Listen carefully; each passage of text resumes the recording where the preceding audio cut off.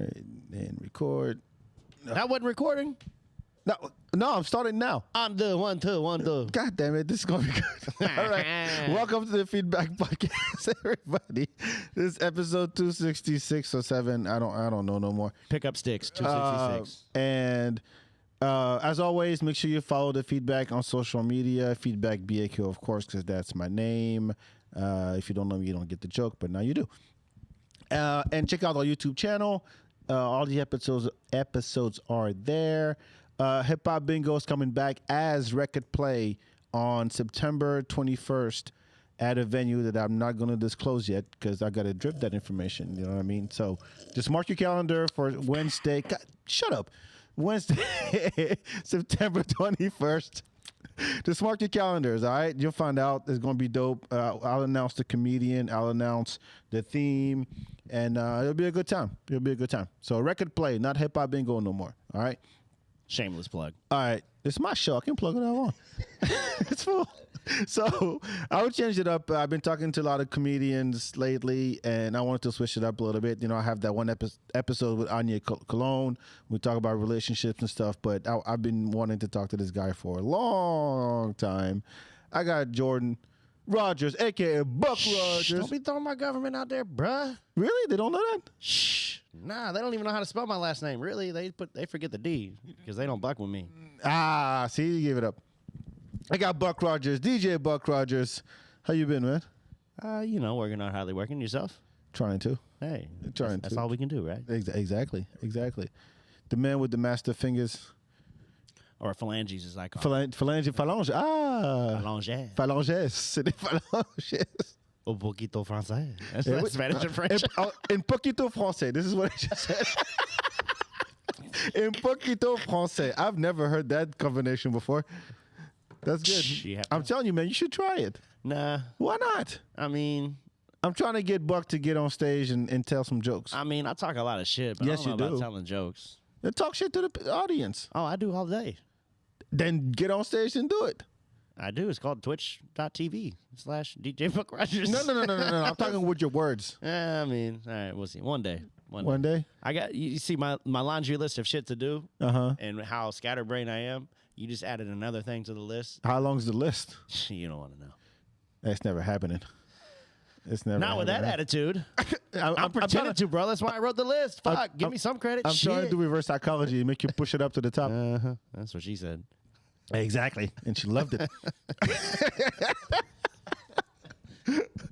But, we got to do a little bit of, background story. I'm sure you've told this many times. This is not an interview show, but, I've known this guy for a long time, and he's been killing it. And he kind of came out of nowhere. I was like, who the hell is this? Surprise! Buck Rodgers. And he just showed up in Austin. I'm like, holy shit. Nobody does this.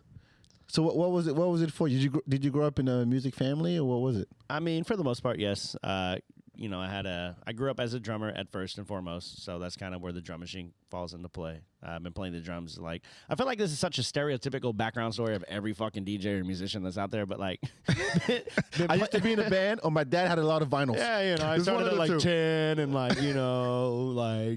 mom was it. No, anyways, I started as a drummer at 3, sneaking down the basement, fucking around with my At 3? Yeah, literally sneaking down at 3. 3. Crawling down at that point, but yeah, I was about to say, maybe just tumbling down. Yeah. Oh shit! I just made a beat out of me falling down the stairs. There you go. I recorded that shit. I'm 3. I'm a genius. All right, let's be real. 5-ish. It doesn't matter at this point. I know. I was expecting 14. Okay, well, it started at the drums, and then young mom found turntables at 11. Well, she showed me what turntables were at 11, right? Mm-hmm. And for me, it was just something I enjoyed doing. At the time, I was an aggressive inline skater / professional paintball player. Professional paintball player. Yeah. Before I saw DJing as a career, I'm kind of time hopping right now because I went from 11 to 18 real quick. But no, but I didn't know that was a thing. Professional paint, not ping pong, paint. Paintball, with the helmet and you ducking and shit. Yeah, I traveled the country to shoot motherfuckers. Wow. The military was just too scary. Oh, fuck military. Anyone you want to join the army. And I'm not talking war strategy, but any military motherfucker that stepped on my field, paintball, I'm not talking no fucking scenario shit. You want to get clapped up, you step on my field, bring all your boys. It'll be me versus 10 of them motherfuckers. Really? Clap, clap, clap. Because I really thought that, like, I've been to paintball, not professional, probably not on that level, but like people, them kids take it seriously. Like they're ducking, they're doing like Die Hard style, fucking rolling. Like, but you also have different scenarios of like you actually have what's called scenario play, which is like woods or like castle fields or something that's set up, and then you have like what the tournament paintball was like speedball. what is that? So speedball is more like inflatable bunkers. It's a mirrored field, so like it's the same on both sides. So like it's basically like playing chess. Really? Versus scenario, like in the woods and shit, like you have so many variables. Interesting. But is it like team on team? Team of what? 3, 4, 5? So there was 5 men, 7 men, and 10 men back in the day. But like the what made it on ESPN was called X-ball. So it's like picture hockey meets paintball, pretty much. Doesn't like, you get to beat up people? with That part of hockey? with the gun? I mean, with the gun, yeah. I'll clap you Clocking up. motherfuckers. Yeah, nah. Damn, got you, bitch. Clap, clap. Do you shoot sideways? I'm half gangster, but not that. This is a predominant white sport. So, I would assume so. You would think. Who can afford all that gear? honestly, those guns are more than real guns. Are you kidding me? Yeah. Keep in mind, this is like 2003 to 2009. Like 2009, that's the last tournament I played was World Cup 2009. But There's a World Cup. yeah, Look, I'm fascinated by subcultures. Like there's a whole. I didn't know that was a thing because I this thought is it was all just my white side coming out. No, that's fine. Hey, be proud of it, son. Oh, half of me is privileged. Yes, you get to talk about paintball. I don't get that. If I talked about paintball, I'll get my ass whooped. No way. But what I'm saying is, I'm genuinely curious about that world because I'm like, from the outside, you're like, yeah, you just go on Saturday, shoot some shit, and then, but to get to where, oh, I'm representing the United States at this World Cup of paintball, like you get on the podium, you sing the national anthem, like it's a huge deal. Yeah, we have literally teams that come all over from the world, like France, Germany, fucking Russia. Russia was don't fuck with Really? No, never. Wouldn't anything. Russia. And they were sport, the Russian assassins at that. So. Like how old are there's different divisions by age? Age has nothing to do with it. I mean, there are different divisions from like D3 all the way up to professional. So like you have D3, D2, D1. So like D1's like you got to make the cut to make the pro team. I mean, to this day, there's like it's still going on, right? It is, but it's not near as what it was. Like it basically, I feel like personally, its peak was like 2007, 2008. That era. After that, it just kind of. Oh, we'll get to the DJ part, but this is great. I had no idea. I had no idea that was the thing. Like, is there like a Michael, like the best player ever? So kind of the thing? Michael Jordan of paintball is known as Oliver Lang. Hey, where's he from? So most of the U.S. guys were Cali boys because like they had the best weather to do it year round. Texas actually has a lot. Like Texas had several professional teams, believe it or not, but it's just so fucking hot here. And there's no indoor. It's always like outside. I mean, yeah, no. They have indoor facilities, but that's more so just for rec Practice. players. Yeah, so like, I mean, but any of the tournaments, I mean, there's a few that they put inside like stadiums and shit, but like for the most part, it was outdoors. And you were that good. I mean, that's what I was pursuing. Wow. Did the colors matter? Did what? The colors you shoot, did they matter at all? Oh, no. Honestly, at that point, like when you do the tournament shit, it depends on the sponsors. So like, there's different paint companies that make their, their shells and whatnot. But yeah, I mean, really, whatever the fuck you bring, it don't matter as long as it blows up on a motherfucker. Because like paint, like weather affected the paint a lot. So like basically how brittle it was. The colder, really? Yeah, the colder it was, the more brittle it is. So that means it will, like if you get shot with it, it's going to break easier. But it also means your gun also has the chance to break paint, and then once you break paint in your gun, your shit will not shoot straight. You got to clean it out to get something to shoot straight. Wow, this is like the war. To a degree, yeah. I mean, if your gun jams, you gotta like. There's a lot of geometry behind paintball that motherfuckers don't understand, but like, it's all about angles. I mean, like, is it? What are the rules to begin? Is it like headshot 2 points? Because I'm thinking just shooting in the video game here. It's not based off points. So like, when it comes to tournament play, like, it's 5v5. The goal is to eliminate, and then all the points come from the flag. So when you get their flag on the other side and you bring it back to your station, that's the main game. But usually to do that, you have to eliminate the whole team. There are situations to where, like, you know, it'll come down to a 1-on-1 and they literally swap sides of fields and, like, it becomes a sprint back to the fucking flag station. Right. The first person to hang the flag, like, that's ultimate, like, game over. That's it. I did it it wasn't paintball. It was like one of those indoor shooting thing. Like, what, airsoft? Yeah. Or laser tag? No, not laser tag. The first one. Airsoft. So a little plastic BB. Yeah. We did that. It was a company outing, and they had. I mean, we show up, 2 walls full of guns. Like, okay, we have this one's the Dragon, this one's the Viper, this one's 2-hand, this one's brand new, just came out, and we went at it and shot the shit out of the boss. He probably deserves it because you know how much money he makes off y'all? Yeah. That's why he's the boss. I mean, it was fun, but like you really get that sense of, yo, I'm on. If you're in the military, you're going to hate me right now. But like you really feel like, oh shit, people are shooting at me. I got to like have this, what's it called? Like survival instinct kind of thing. Yeah. As much as BB guns, as paint, as whatever, but it just kicks in. Something is being projected at you. Yes. You have to survive. Like, yes. Holy shit, that's dope. Yeah. All right, fast forward. All right. Close that parenthesis.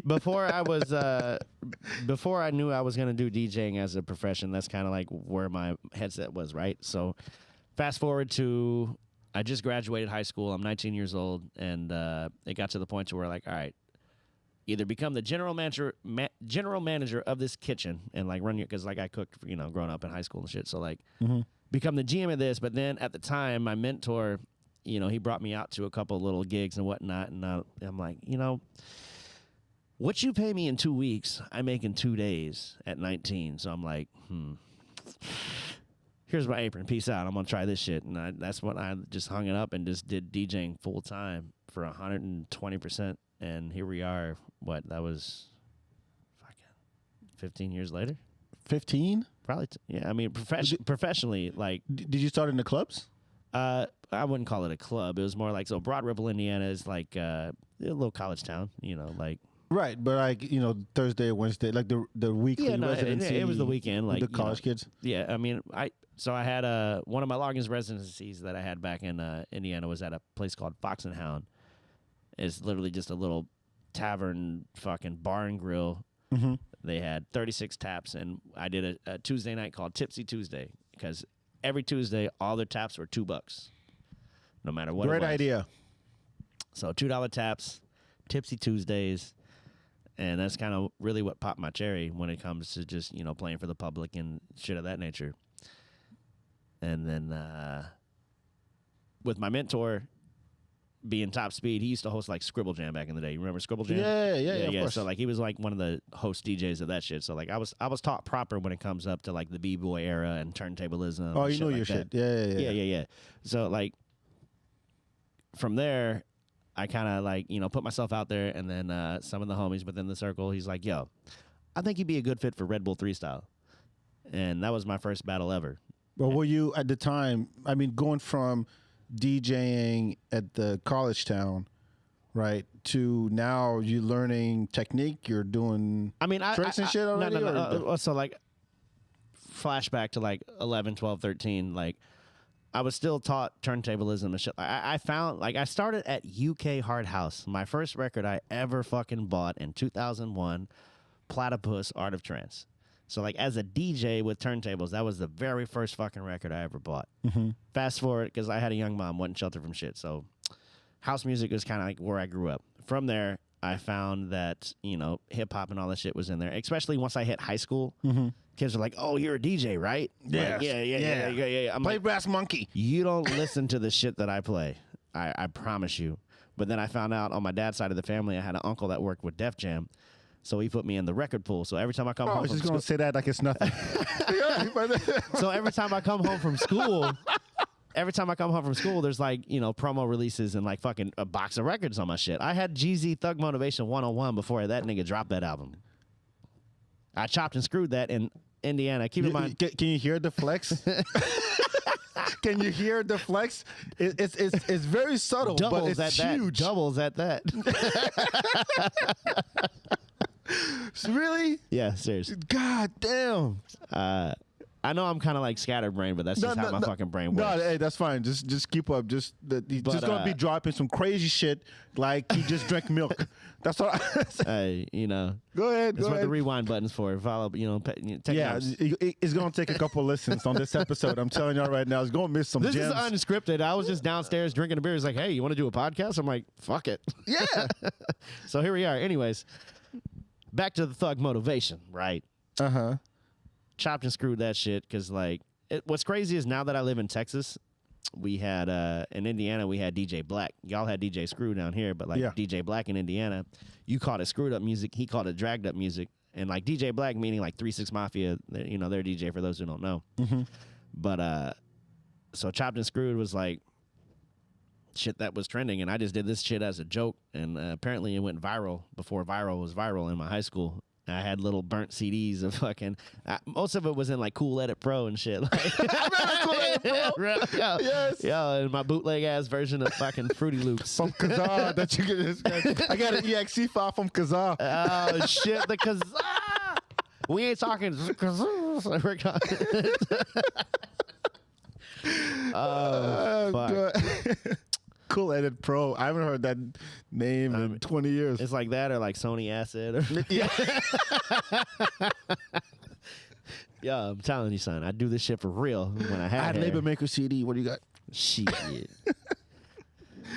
But, so you already knew you learned how to scratch and do all those tricks because you already had access to all I this had shit. that in the bag in a sense because, like, so I started with house music and then I, as I naturally progress and grow, from adolescence to literally a teenager, hip hop and whatnot was a big factor. And I just naturally felt like turntablism, just kind of like being a drummer, like it just something that translated with me very well. So like I've kind of always had that in the bag. Anyways, fast forward back to after the, I made my appearance. I'm fucking DJing at bars and shit. I'm, paying my dues in a sense. Finally got put on the radar and was invited to do my first ever fucking real battle, the Red Bull 3 Style 2012, but I went to go represent Chicago, and fuck you, Hollywood Holt, because okay, I'm just saying off the top, like, we're in Chicago representing Chicago. He's the host of the event, and most of everyone is from Chicago, but like this is my first biggest stage I've ever been on. I'm in the mid Chicago, right? Fucking, here to battle in a national level battle. And he's like, this next competitor, he's not from Chicago. Hailing all the way from Indianapolis, Indiana. And the crowd was just like, boo. I'm going to fuck you up before you even get on stage. Yeah, and I'm like, what the fuck? I'm going to jinx the shit out of you. Ladies and gentlemen, give it up. But long story short, as my first real true battle ever and national battle at that, I ended up taking 3rd place. Pretty good. First ever. Wow. Like, so like, at least lets me know that I can contend and compete. And then, yeah. And then I got the invite back next year. And then that year, I lost to the world champ of that year. Or the U.S. champ, sorry. U.S. champ of that year, Trentino. Oh, okay. So they did a little differently, though. They broke it down into, they did qualifiers and then they did regional. I won my qualifier, and then I went to go do the regional back in Chicago. Ladies and gentlemen, he is not from Chicago still. Yeah. Go back in Chicago. Then I lose to the homie Trentino, who actually is from Chicago. And then, yeah, persevere. After that, 2 years later, I moved to Texas. They call me back. I come back. But they want me to represent the South region now. So now I'm representing Texas. Go down to New Orleans. That's when I met Diggy Dutch for the first time. Okay. That's when, I met some of the other cats. And then I became the South Regional champ. So my first year in Texas, I become the South Regional champ of fucking... You're still not from Texas. I've been here for 10 years. I'm representing y'all motherfuckers. No, back then. Yeehaw. Yeehaw, niggas. This one. But yeah. So you got regional champ and then... Became a U.S. finalist and did not place from there. But met a lot of good friends, a lot of good homies. Oh, hell yeah. And, that's really what it's about. Just putting yourself in an awkward position to fucking learn and adapt and just soak up what you can. So when did the Phalanges thing came in? From DJ to like so I found playing piano on buttons. I got my first drum machine in 2013, inspired by the homie DJ Inferno, who's Madonna's DJ and things of that nature. Also, like Jeremy Ellis. He's the first person I saw do that. Jeremy Ellis? Yes, he came to Austin at I think it was Holy Mountain. I did that with Qbert. I was playing that show, fool. You were there? I opened up for them. I didn't know you. It was Qbert and fucking Jeremy Ellis, and then I opened up for that show. I didn't know you back then, but I was there. I was the guy with no hair pushing buttons before the guy with long hair with freckles. Yeah. Holy shit. Holy Mountain, right? Yeah. Yeah. Which turned into Skratch. Yes. Yes, which nobody cared for. I mean, I broke a few records there, but you know. Yeah. Holy shit. Yeah, that's the first guy I saw to do that. Maybe I came late, I didn't see you. But so like A-Rap Music is truly the first guy who gets the claim when it comes to actually like on a level that I perform at and some of the other so-called finger drummers perform at. Like A-Rap was truly the first one. He's like a Dipset dude, New York to the heart. Like yeah. He was truly the one that put finger drumming on, in a sense. But then you have Jeremy Ellis, though. Like he's Detroit to the heart, so like he grew up with like Dilla and all those guys. Like, wow, I didn't know that. Yeah. But what was it about the finger drumming for you? So back to rewinding to when I said 3 and I fell downstairs. Let's say 5. Just drumming. So like I grew up a drummer first and foremost before anything. So I'm like the era that I mean because I grew up traditionally on vinyl. So, like, the analog shit was real. And then right as I graduated high school, that's when Serato and shit really started coming out. Like, before that was, like, Stanton Final Skratch. And then, but, like, Serato was the one that really is like, yo, have you seen this technology? La, la, la. But then a lot of the OGs, you know, like, there was that big debate. Like, that's not real DJing. That's not, that's fucking not. Yeah, now they're not having to carry all these crates up and down the stairs. Exactly. I'm like, do you miss hiring a motherfucker to carry your records in for you? Yep. Because, I mean, I never truly got to travel like that. And I'm glad I didn't have to. I'm like, yo, everything you got, I have in my backpack, motherfucker. What? Yeah. Granted, the ripping and all that shit was way different back then. Like, you know, like most of that shit was CD singles and stuff like that before all these digital files existed. But, yeah, no, fuck that shit. Anyways, moral of the story is technology's coming at us whether we like it or not. And, like, either you adapt or survive or you get left behind. A lot of the OGs, when Serato came out, were like, you know, that's not real, that's not real. I'm like, well. Vinyl-only party. Yeah. And, like. Everybody was doing that. Don't get me wrong. Like, every now and again, I'll pull records out and, like, I fucking love that shit because, like, just seeing the album covers and stuff like that. It's a different experience. Yeah, totally, and, like, and yeah. kids don't know how to fucking dig for records these days. They got all these, they can sit at home on their couch after just playing with their dick, looking at a fucking library of music to download. It's just like. They're spoiled, but they will never know the joy of going into a moldy basement and fucking digging through records and having dust up your nose and fucking black mold you're breathing in that you don't even know about, but you got bangers, son. Like nobody got this. How many? Exactly. How many of these you have? 1? I'm taking it. Exactly. You don't even know what it's worth. But like, yeah, like that's the difference from the analog to the digital days. However, like I said, I don't miss carrying that shit, but I do miss the memories of like when I pull that record out, it takes me right back to that point in time to where it's like, yo, oh fuck, I remember where I was when I was, and like, you know, like. I have an existential question to ask. Okay. I grew up with a DJ. My older brother was a DJ back in France, so he DJ'd Caribbean music like zouk and African music like Dombolo, Mbalach, all that stuff. And like R&B, New Jack Swing type shit. So he had all the 45s and everything. Yeah. And this is a question I've asked a lot of DJs. Do you think it's about introducing shit to people? Like dope music to people? Or it could be a mix. It could be a mix. But some DJs lean one way or the other. Or just like, hey, I just want y'all to dance, so I'll play Back That Ass Up a few times. So there's 2 ways to do this. And like what I've learned a lot with Z-Trip, it was like, it's your job as a DJ to obviously break records and like we all know trends and we all know charts and we all know like what the people want, but it's okay to play records for you and like break records at that. It's just about the setup of how you do so. You can't expect people to like say if you're in this vibe and you just all of a sudden what I call a curveball, or you just go somewhere that like they weren't necessarily set up for. That's right. When they look at you crazy because like you didn't set them up for it.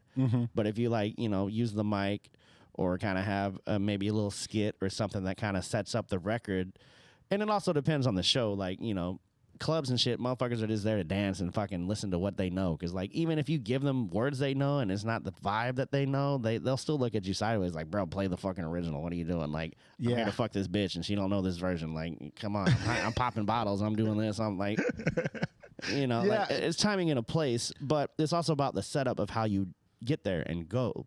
Like you can't just, like I said, throw a record and expect spaghetti to stick on the wall, and if it's not cooked or al dente, like I don't know. Like I always believed it was about. I take that back.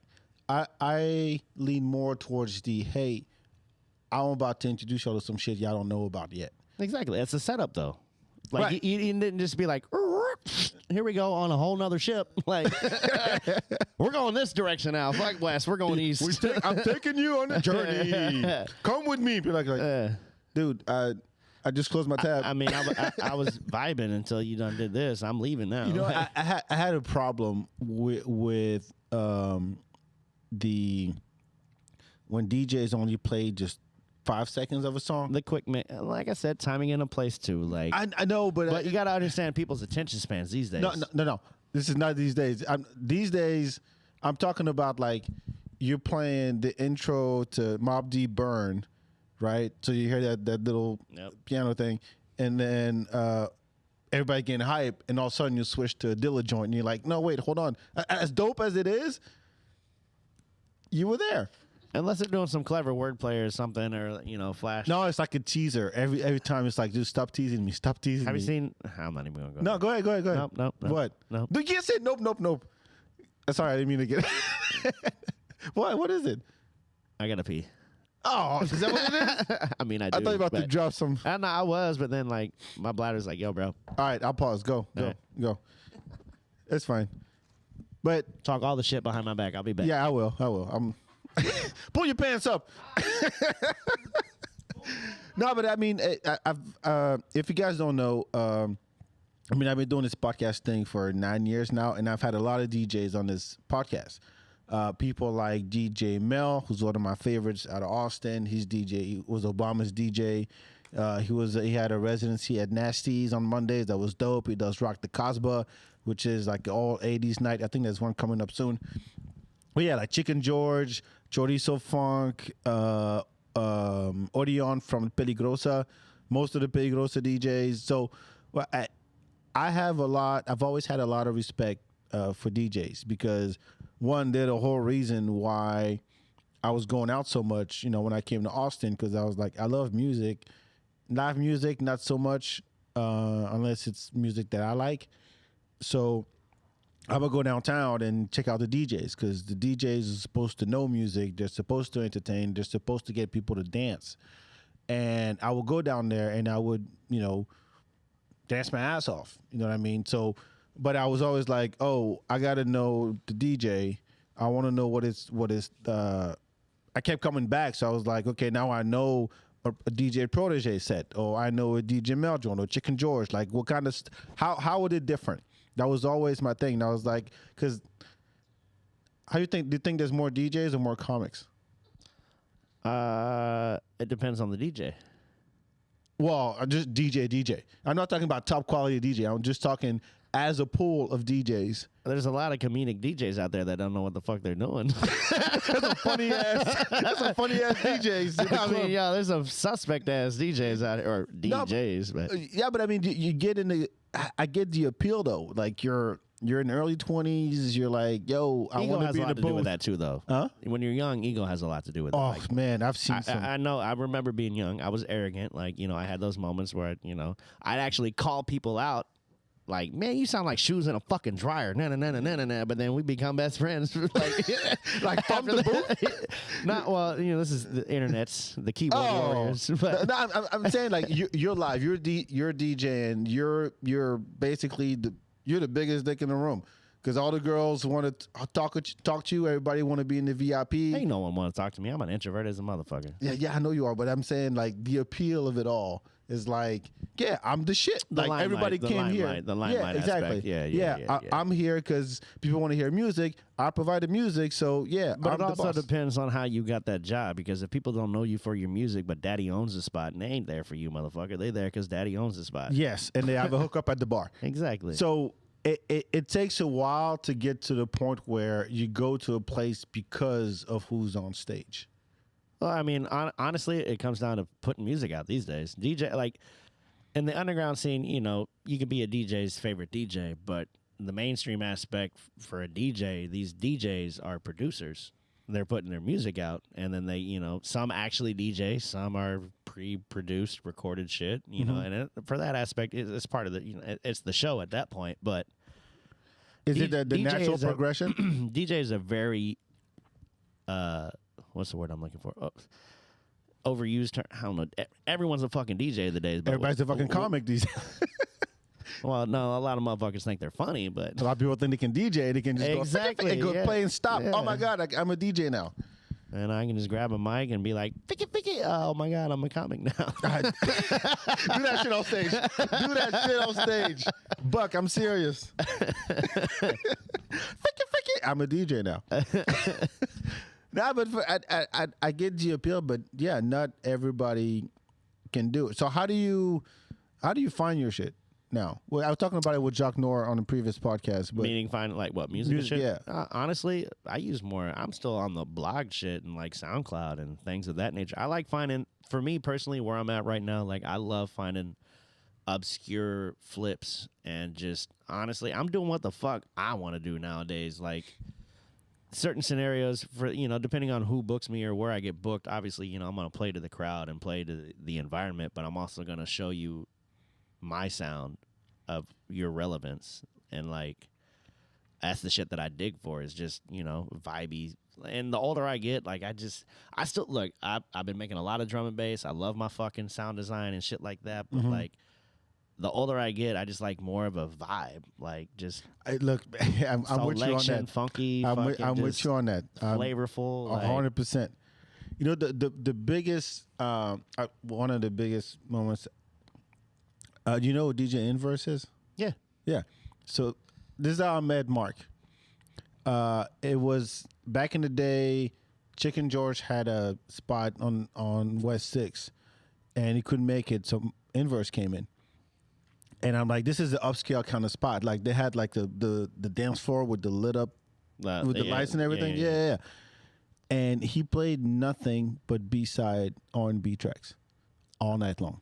And you know, that's people loved a fucking it. Vibe. That's some San Francisco shit right there. But like I mean, a vibe. You're talking like this was one of the fanciest places in Austin at that time. Yeah, but that's also a grown environment. Yes. To allow that. Exactly, but I mean, like these were not songs that people would know. Normally you know what recognize. I mean? Yeah, they would not recognize. But I'm like, but it's the flavor of how he I gotta did know it. you. It's the flavor of how he did it. Like that's a whole part of the setup that we were talking about earlier. Yep. It's the setup. Like, you know, you can walk into a room and try that shit, but it's all about getting them there. You can't just like, bam. Like I'm sure he started out with some relevance and he just drifted into this, you know. Oh, it was for 2 hours straight. Yeah. I'm like, okay, I got to know who this guy is because I've never seen anybody pull that shit off. My brother was with me, and he lived in New York at the time. He goes, nobody in New York dares to do what he just fucking did. New York slam mixes a lot. I'm sorry, they're MCs, but yo, bro. You want to talk about short attention span? Really? It's like that? I don't know. I'm talking shit. That's what we're here for, right? Yeah. But so is there an actual like a world championship of the finger drumming thing or not yet? I mean, there are some beat battle competitions. I mean, A-Track did one, and I'm the world champion of his competition, the Goldie Awards. What does that mean? Like, according to A-Track, I'm a finger drum world champion. Did the world participate? I mean, out of entries that were chosen from all over the world. Oh, okay. There were some world people. Okay. Yeah, no, like they flew people in from Russia. They flew. Like, oh, okay. Yeah, no, Americans like to say world champion, and nobody else plays in the world. Nah. So like, okay, to even get invited, you have to submit a video.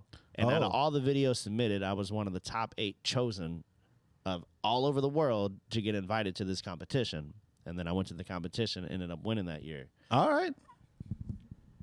So that's the whole world aspect. Okay, Granted, it's a smaller platform. Like this is 8-track, so Fool's Gold Records. Like it's called the Goldie Awards. That's where the gold comes from. Fool's Gold Records. It's a competition he started. And like 8-track. Anyone who knows of 8-track, like he was a world champion at 15. DMC world champion at fucking 15. Shit. Like grew up with AM and all them motherfuckers. Like he knows his shit. And this is his competition that he threw. World champ. World fucking champ. Is it picking up overall as an art form? It's becoming more and more recognized, and I mean, it's more people are putting themselves out there for that. It's still not quite. I mean, could DMC have a division just for that? Like, I feel with DMCs, I mean, that's kind of because the whole point behind DMCs is the turntable aspect. Sure. So I mean, I kind of infuse the finger drumming with the turntablism, and I call it cue drumming. So like I'm using my cue points, so I'm scratching and drumming. So like I'm replaying shit and flipping it in my own manner, kind of infusing the two, and that's what I'm like very blessed about. Like because having the turntablism and the battle mentality, I'm now transferring over to the machine aspect or the finger drumming aspect, and like it's fucking I love it. I'm the craze of fucking finger drumming. I'll tell you that right now. The DJ craze. DJ craze. If you've not seen his No Slaves routine, just wait, because my finger drum shit, I'm calling all you fucks out. All of you. I don't know what camera's looking at me, but all you fucking 4-button pushing motherfuckers that have 16 pads playing on loops thinking you cute, night-night. What are you on? I push all 16 buttons. So, like, all right, so look. All right, break it down. Without being too fucking cocky. Don't give away your secrets, but no, I don't give a fuck. I give you my lessons. You can purchase them on my fucking studio. It's like, you want to learn how to be like me? Buy my lessons. No, but nah. So like, there's two ways to this, and this even translates to the DJ aspect, right? Mm-hmm. KISS. Keep it simple, stupid. The more you dumb it down, the more digestible you make shit for the everyday person to correlate to what you're doing. Mm-hmm. You win. And, like, those who get a little, like, with me, I have RBF, resting buck face. So, like, I'll be doing shit. Yeah, like you have no... It's so second nature for me. And, like, it's not like I'm not having fun. I don't have to. But, like, it's not that I'm not having fun, but it's literally just so second nature for me. Also depends on the environment. Like, if I'm doing a special show or something cool, I'm fucking there for the show. But if I'm just doing everyday 9-to-5 club shit, it's just like, it's just a job. Like it's a fucking job. So it's like it's not that I'm not having fun, but it's just like it's hard to tell. Yeah. Anyways, what were we talking about? Back to the setup for. No. You're saying I was saying that. Oh, the routines, 4 buttons versus 16s. Yeah. Okay, yeah. So, KISS, keep it simple, stupid. Dumb it down, make it digestible, and like a lot of the shit that I do, I purposely like when I'm doing my live routines or whatever. I'm not playing on loops. I'm not doing anything of that nature. However, I still want to make it to if you're not paying attention to what I'm doing, you can't tell the difference if I'm like playing a song or making a song. Because you're making a song on the spot. Yeah, I'm literally making the song on the spot. And like everything is just on the fly for me. Just like I live in the moment. I don't have nothing pre-planned. I don't have none of that shit. I mean, to a degree, I have a setup, but like I mean you program the 16 buttons somehow. No, I program it. They're not always the same. Well, I have my formula. Don't give that away. I'm selling it. I'll give it away if you want to buy it. Well, I mean, I don't have a PayPal that you can just go right now. It's all I'll invoice you later. Anyways, yeah. No, but I'm saying you have 16 buttons. Yeah. So ultimately, what I'm getting at is like, I love doing ship different. Like all these motherfuckers out there that are just literally hitting a kick, snare, hat, playing on a loop. Oh, cute. Boom, tap, boom, boom, tap. Like while they got their loop playing, that's cute. But like you're stuck in that. I like. Okay, we're gonna start here. Now let's take it to Moomathon. Let's take it up to house. Let's make it breakbeat. Let's go back down to halftime. Let's do triplets. Let's do fucking like But that's also the drummer in me. Yeah, but how do you? Let's say you're doing. Well, let's say. You're doing a set. You got your 16 buttons programmed, right? There's some kind of there's a method to the madness, right? Maybe the top 4 or something, the second 4 or something. Whatever the back method. to the formula. So like exactly. infusing the DJ mentality with the finger drumming, my top 3 pads minus the top left is usually like an intro. So it's the setup, the intro that sets the tempo, that sets like, you know, if I'm DJing a track and I'm bringing something in, all right, cool, I'm at 80 BPMs here. This track starts at 80. Boom, that's the setup. And then usually from there, the next pad over is either like a hook or a vocal or something that's still correlating with the song that keeps the tempo. And then the last pad is either like an out phrase or like something that's going to set me up for the next track. And then everything else are just one shots. So literally I hit it once and that's it. And if I don't hit it, nothing happens. Right. So with the same set of buttons, you can go to any genre of music is what I'm trying to get at. Yeah. Because you're not going to reprogram in the middle of your set. Nah, but because they're all one shot. So like this button only makes this one sound. That's it. I can then control the tempo. I can then control the range of where we want to go because like it's not a preset loop. Yes. With a loop, you're stuck there unless you're gonna pitch it up, pitch it down to speed it up or slow it down. It's still that same loop. You can't freak it. What is the like the base, the very basic setup? Is it 2 buttons? Is it 3 buttons? Like 4 buttons? No, I just told you 16. 16? No, you can start at 16. Nah, so I mean, just look when you like debate, like if you were to be like 101, starting from scratch 101, it's always one thing at a time, one button at a time. Like a lot of it comes down to counts because it's the drummer mentality. So right. 1 bar is 4 measures. 1, 2, 3, 4. That's 1 bar. Yeah. And like when it's no different than teaching a drum lesson. Like, like depending on like usually it's your hi-hat that you start with. You want to hold the 1, 2, 3, 4. 1, 2, 3, 4. And then you add other elements. So like the kick would be on the 1. So it's 1, 2, 3, 4. 1, 2, 3, 4. And then usually the snare is on the 3. 1, 2, 3, 4. Now you're doing. I'm not a beatboxer, but that makes fucking sense though. That made a lot of sense. Breaking it down like that, it makes perfect sense. So literally, that's where you would start with any of that, and then as you're there, you just keep adding more elements. Once you get the core of it down, you just keep adding the elements or layers, just like production. You're taking them on the journey. You can on the sound journey, or you can just keep it simple and play prefabricated loops and act like you're doing shit. There's so many shots fired to all these fake ass finger drummers out there. It's not that they're fake. They're winning obviously because they're putting out content. But nigga, you ain't doing shit. What do you think is the next step after that? Is there like the next evolution of drumming? You think? Is there technology coming out that we don't know about that's like, yo, this finger drumming, but there's this other thing now. It's like there's always conscious drumming. With the evolution of fucking MIDI controllers and things of that nature, there's always going to be something different. It's just a matter of, is it digestible for the everyday people? Is it a way for them to understand what you're doing? Because I have fucking wireless shit. I have gloves and stuff. I have so much dope shit. You could do it without the keys? Like just tapping your fingers? Yeah.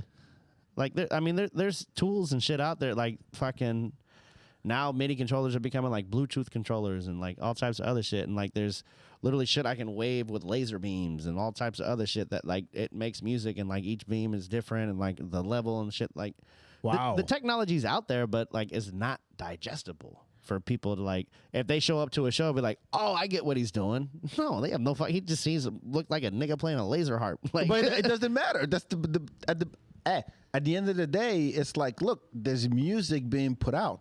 If you want to know how the sausage is made, yeah, go and watch and how it's done. But a lot of the people don't want to take the time to do so. They need something that's the relevance that comes into play. They need like drummer, keyboard, guitar, singer. Okay, fuck those people. That's the fucking majority of everywhere. I know. Unless you're building your own unique audience, which is possible, but like, if you're playing for the masses, you cannot please them all. Rule number 1, no matter what the fuck you do in life, you can't please them all. If you live by that rule, trying to please them all, you're always going to lose because there's always going to be someone out there that just does not see or believe or fucking, they just want to talk shit because they can't. Like, it's... Yeah, but if put it this way, if everybody, jumped on board and was like, "Hey, this is the next thing." Oh, like crypto? Whatever. I didn't want to go there, but yes. But that's what I mean. Like, yes, it takes time for people to catch up to technology and catch up to new sounds. That's always been the case, right? Yeah. You know, when you think about how sound was recorded in the 60s versus how it's Way recorded different. today, it's way different. I can do everything on one unit. Exactly. Like, and I mean, back then you need whole like fucking 5 drummers, factory. you need 5 drummers and 10 guitar players and a whole wall of trumpetists to actually make the thing work. But now it's like, but eventually, it's a matter of who's going to be the early adopters. But as a community, if you decide, hey, you know what, we're going to jump, just like it did for it's a Serato. matter of the cult that you built or how good you can advertise. Honestly, is what it comes down to. It's everything. Everything now is a fucking algorithm. Yeah, but I or think a there's something for. I'm not disagreeing, but there's something for everybody, and I think it's like it's like the guys who sign up for Tidal just because it sounds better. I'm like, do you really need that level of? We can take that back to the OGs, motherfucker, saying that FLAC files and waves are better than MP3s and Like, I mean, yes, they have their advantages, but who has hi-fi fucking systems? Most fucking places are mono. So what the fuck does your FLAC file mean? I had a hi-fi system. Let's take it back to the 8-track days, motherfucker. I couldn't touch my dad's with the record player on top and the tuner at the bottom. Oh, and yeah, the double cassette tape. You know how much that was back then? Yo, man, I got my ass whooped so many times because I was trying to double check the shit. I was recording on the radio, I had to, play and record at the same time, trying to tape some shit. Man, I got my ass shit. whooped. You don't need a dub. You got rubber dubs. I'm just saying, man. It's as fast as technology goes, people have to catch up. You adapt or you get left behind. But there's also that age gap too that didn't necessarily, like some of the OGs. Now, I mean, now as kids are growing up with technology, but those that didn't have it now have to adapt to it. Like, I mean, yeah, they're getting phased out because it's just evolution. But there's also that too. And also, the places that don't have access to that. We're fucking spoiled so fucking much in this country. Oh, and we're so fucking wasteful in this goddamn country. But are we going there? No, but these are two totally. I mean, no, because I can talk shit about this country all day. We don't have time. We don't have time. Yeah, we do. We do. No, I don't. So, I forgot what I was going to ask you.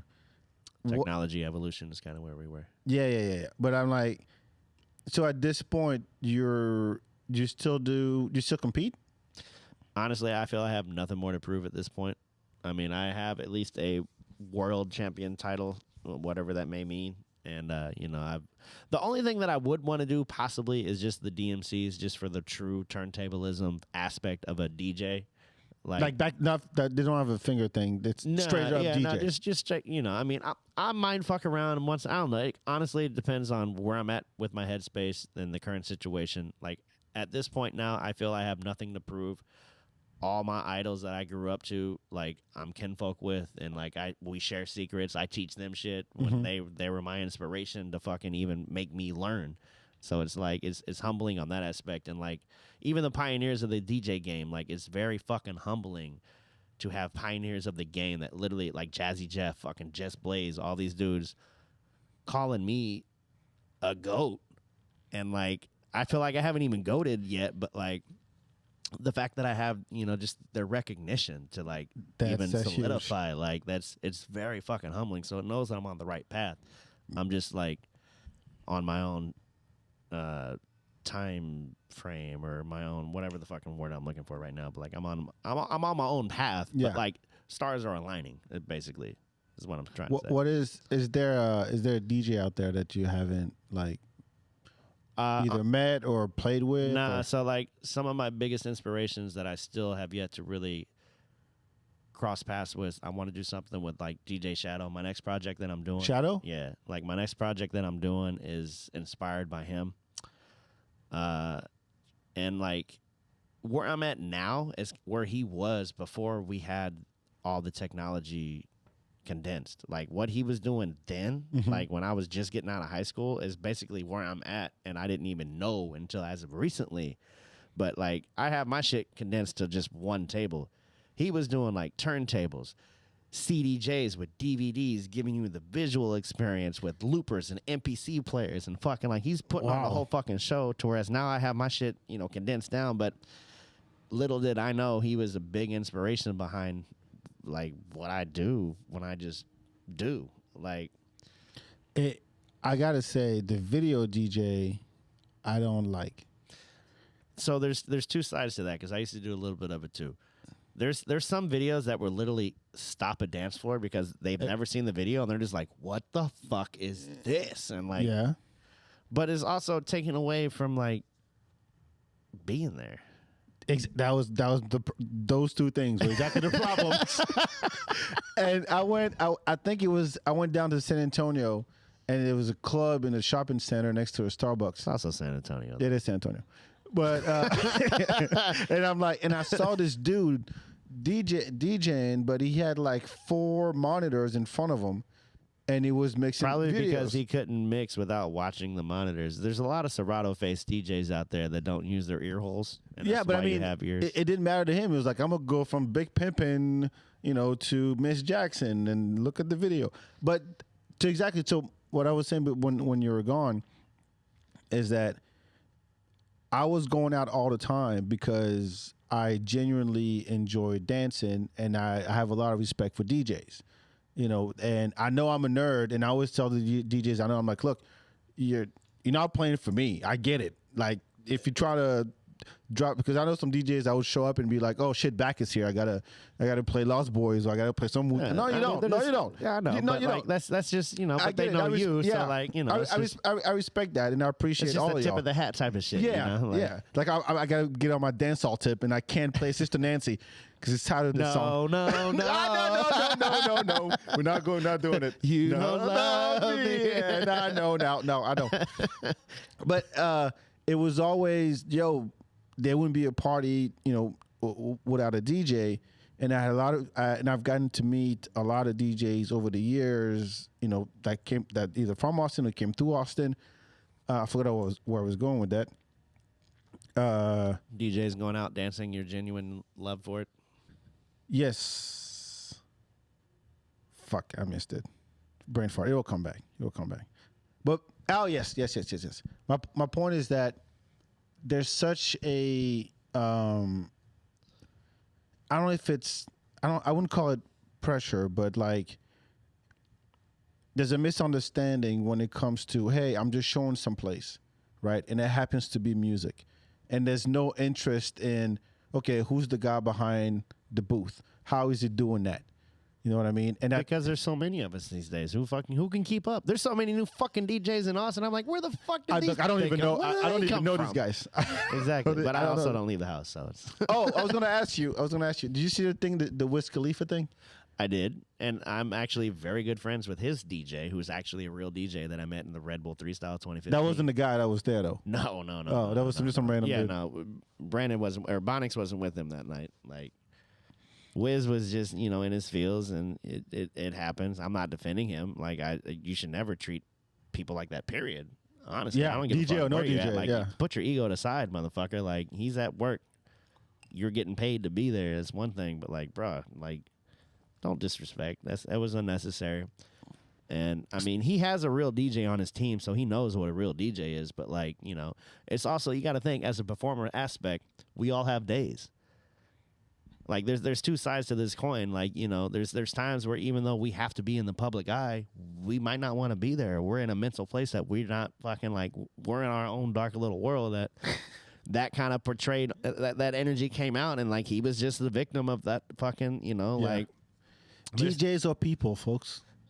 Remember that. Just artists, performers, musicians. Like, we're in a spotlight, and especially the higher you get in this fucking ladder, like, you're put on a pedestal, and like people expect you to be how they see you all the time as on your fucking social media and like all this other shit. And like, we're human. Like, we have our fucking days. It's crazy that we have to say that. I mean, it's not always glitz and glamour like these fake motherfuckers on Instagram make it seem. Like, yeah, you may see that, but if you know someone and like get to know your DJs, some of them are approachable. Don't talk to him. Yeah. I'm kidding. Leave me alone. Let me do my finger drumming. Just get the fuck out of my face. No, but I really think that it's as an art form. There is this. It is this, glitz and glamour. You're the big dog in the club. Blah blah blah. Everybody looks up to you. Everybody thinks they can do what you do, and yet they treat you like shit. Yeah, I mean, I get walked over all the time still, but I'm a pushover at heart. Like, it's sad, but like, I'm a people pleaser, and like, as much shit as I talk about, you can't please them all. It's just something in my Virgo blood that just like, hold on, wait, why can't I? Like, it's like, do you? And I also still like, I enjoy what I do too. Still, like, there's the more I say no, like, the more it really does help me out. But like, I still genuinely love to play music, and like, it's not always. I'm not chasing paper. I'm just getting. But the more older I become, the one I realize that I can't hang like I used to, so I gotta pick and choose. I gotta pick and choose my battles, but yeah, just I don't know. I'll leave it at that. All right. Do you have we do this thing called dope shit at the end of the podcast where you just plug something that's not about you. It could be a show, it could be a YouTube channel, it could be a porn site, it could be a book, it could be whatever. One shout out to Mo Ammer. Got his new show. Yeah, his new Netflix. Not only he's movie too with The Rock, but like his new Netflix series of like how he grew up in Houston as a fucking immigrant, and like his story and his struggle, and like he's a real humble motherfucking genuine really is. Dude, man, and he's funny as fuck. Hey, go back to the archive. Go check out the episode I had with him. He was on the podcast before he taped his Netflix special at the Paramount. So go check out that episode. Such a good dude. I want to say that comes out August 24th. I want to say is when that drops. I feel like I just saw him post that. Yeah. But yeah, nah. What else? Dope shit. The new batch of weed I got was very dope like. I mean, I smoke it. No, that's fine. We do. I just started a new residency right here at Native Hostel Sundays. Are you serious? Brunch, yeah. This would be my third week. Like with it 12 to 3? What is it? I mean, I'm basically in charge of the schedule from 2 to 6 or 2 to 10. Typically, I'll play 2 to 4 or 2 to 6 and then 6. Yeah, so breaking it up. 2 to 6. Little brunch party. So basically, for those who are around for the Bastid barbecue, that shit was crazy. That's basically like the home I want to keep for it to a degree. Like once in a blue moon, we'll do a special show out back and shit like that. But like along that vibes is kind of like what I'm curating to like make a staple for us here. So that's some dope shit I'm trying to plug. When, where, what? Austin's behind it. So we got some locals. We got some locals supporting that shit. New machine packs I'm coming out with.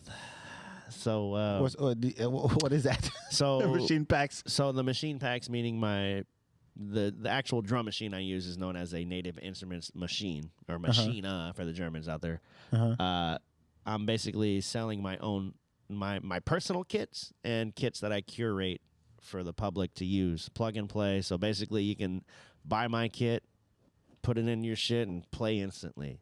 Wow. Well, you can't. Where is it available? It will be on my website, DJ Buck Rodgers, RODGERS.com. Once you're done bucking with me, you won't forget the D, meaning the fucking name spelling. People still spell feedback with a C, so. Yeah. I mean, honestly, I couldn't spell if it wasn't for Siri, but still. Yeah. All right. So, my dope shit. I'm having brain farts lately, man. I'm getting old. That's what it is. A dope shit. I just give one. I lost it. Oh, yes. Speaking of... you just had me on the show. That's some dope shit. Shout out to me. Okay, we're done. No. Actually, my dope shit you'll appreciate is that I'm a huge fan of the Tuesday morning coffee. Oh, yeah, with Skratch. Yeah, with Skratch Bastid. Yeah. Like, it's a vibe. I mean, I'm at work. I can't get shit done. He's crushing it, though. He is fucking crushing that shit. And what I really appreciate is that he has guest DJs on. He had this girl from France. I forgot her name. Ellie? Something like that? Yeah, the redhead. Oh no, that's someone else. No, I think her name is Emmy. Emmy, I think it's Emmy. DJ Emmy. Yeah. And I didn't work for 4 hours. I was at my desk just pretending I was typing shit. But I was typing in the chat like, "Yo, this is crazy." Da, da, da, da. And he gave me a shout out every once in a while. So shout out to Skratch Bastid. So one of the most happiest, fun having DJs. I gotta say his ginger big, what he calls BGE, big ginger energy. I was gonna say when you said that when you do your drum, your finger drumming, you're just looking like you're not even there. Yeah. So he's the happiest dude ever. Yo, he gets so excited about the tracks he plays. He's like, "Oh, wee!" But that's his energy. But I like that. Even at the club when I would go see DJs, I'd be like, if you're just there, like heads down, nobody see your eyes, not even smiling. Unless you're really crushing it musically, that's one thing. But like, but still, I could be doing that, but I still looks like I'm not. I don't want to be there. Like I'm just ready to go home. I look like Wednesday, fucking Addams family. No, but like you see, like you know how I met Manny? How? Manny was at Fez back in the day on Tuesdays, and he would play a record, and he would come to the dance floor and dance with everybody. Just juke it out. Just jam out. Yeah, he'd go right back. But he'll never forget he's the DJ, so he'll just run back and play another one and come back down. I'm like, that I like that. I fucking love Manny. I love that shit. Yeah. I fucking love that shit. Do you have a song request gone wrong story? Song request gone wrong. Honestly, I can't remember shit these days. I'm sure there's something back in these archives, but that's when I need my psilocybin to like bring it back out. My favorite, my favorite I love to tell is DJ Mel. He used to be at this what's that upstairs downtown, Malverde. That's before my time. Yeah, so it was Mel had Fridays and Chicken George had Saturdays, or some vice versa, whatever. And it was one of the like fancy spots. And like you start there, but you don't end there, kind of thing. Yeah. And it was the pregame. Yeah. For the shit show. But bachelorette party, as you know, this is Austin, and they come up, and it's the ugly one that walks up and goes, "Can we something we can dance to?" It's always the ugly one. Yeah, it's always the one who's not having a good time. It's like, but something we can dance to. It's the Karen in the making. Yeah, exactly. No, she was full on Karen by then. That was, fluent Karen. She was full on Karen. Oh, I thought you said fluent Karen. No, fluent and Karen. She was fluent too. She was full on fluent Karen. That was, I mean, this is before Karen's. I mean, she was the precursor to the Karen thing.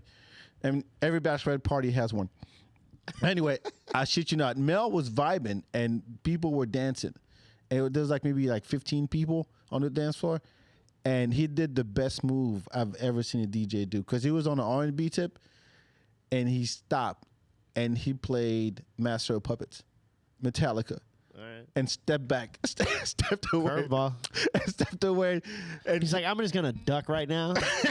Hold on, let me close the laptop a little bit. All right, cool. Yeah, I mean, I'm surprised he had it. The bartenders were like, "Yes!" I'm surprised he had it, but that bitch didn't know what to say. and her friends got mad at her for killing the vibe. They left, and then they came back without her. Sounds about right. I would have ditched that bitch too. She's always the one. She's always there.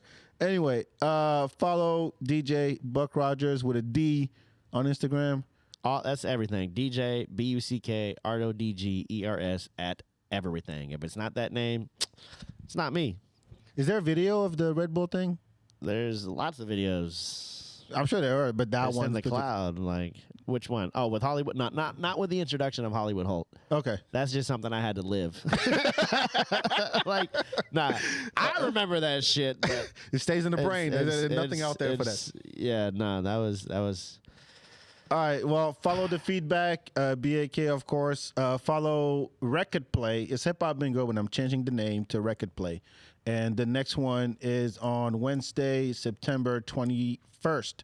I'll announce the place later, but follow the Instagram and you'll know what's up. So I'm looking forward to it. Same vibe, better vibe, different name. So come check it out. Don't lose out. It's going to sell out as it always fucking does. Okay, so don't sleep.